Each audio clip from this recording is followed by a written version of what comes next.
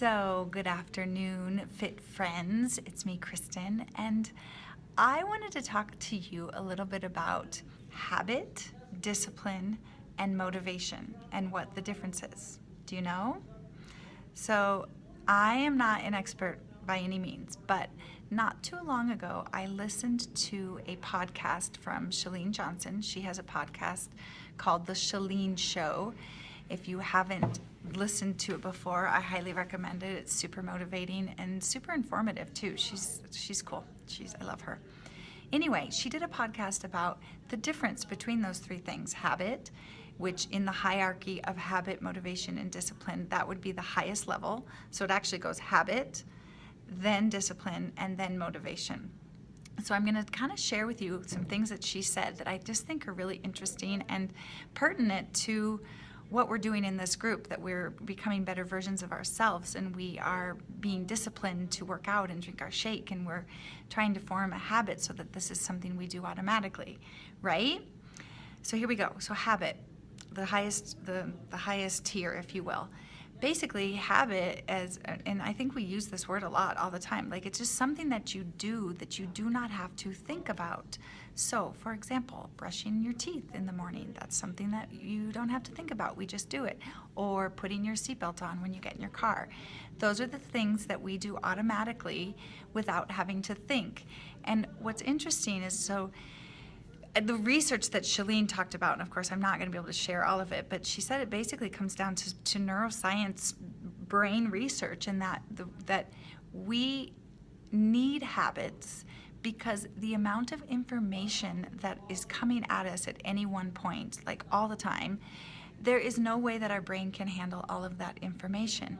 So the habits that we form basically is what we're able to survive, because our brain isn't so overloaded with, oh my God, I have to think now about putting on my seatbelt, or I have to think about brushing my teeth, or think about getting dressed. No, we just do it, and it takes away the thinking process in our brain so that our brain is more open for the information that we do need to process. So let me just look at my notes real quick. So basically, the ultimate goal is to create a habit so that you do not have to think about it anymore. Then, underneath habit would be discipline. So discipline basically is, it requires a thought process, so you have to think about it. It's basically, do I want to do it? Maybe I don't want to do it, but I'm gonna do it because I'm disciplined enough to do it. So let's say, thinking about our workouts. Yes, there are days that you might not want to work out, but you are disciplined enough to say, yes, I'm going to do it even though I don't want to.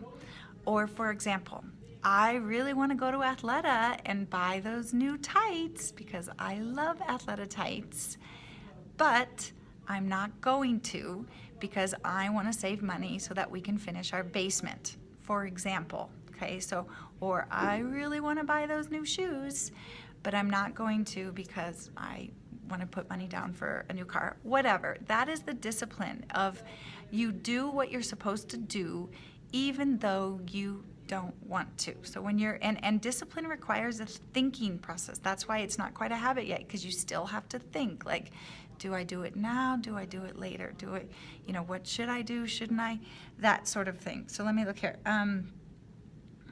Basically, what she said too is that discipline is basically delaying the gratification. Yeah, I really want to go to Athleta and get those tights right now, but I'm disciplined enough to say, no, I'm not going to do that right now. I'm going to do this instead because it's the long-term result that I want. So if I'm delaying the gratification, or even with like food, yeah, I really want to have a second helping of that, but I know that I'm going to the beach in a couple weeks or whatever, and I really want to look good in my bikini, so I'm not going to. That's discipline. So that's the level just below habit. Then comes motivation. So as Chalene says, motivation is fleeting. It comes and goes. So if you think back to your why are you here? Why do you maybe want to lose weight? Why do you want to get stronger? Why do you want to lean up? Whatever your why is, that's sort of the motivation. Like, yes, I want to look good in my bikini. Okay, there's your motivation, but that's not going to carry you through to make it a habit, if you will. The motivation will help you create the discipline, because you're saying, well, I really want to fit into my clothes. And so I'm going to make the decision right now to go exercise, or I'm going to make the decision to not eat that 5th cookie or whatever. Maybe that's just me. But let me see here. So yes, it's fleeting, it comes and goes. So motivation is not what's going to carry you through the long haul. So it gets you started, then it moves to, if you create that discipline, you're going to do it even though you don't feel like doing it.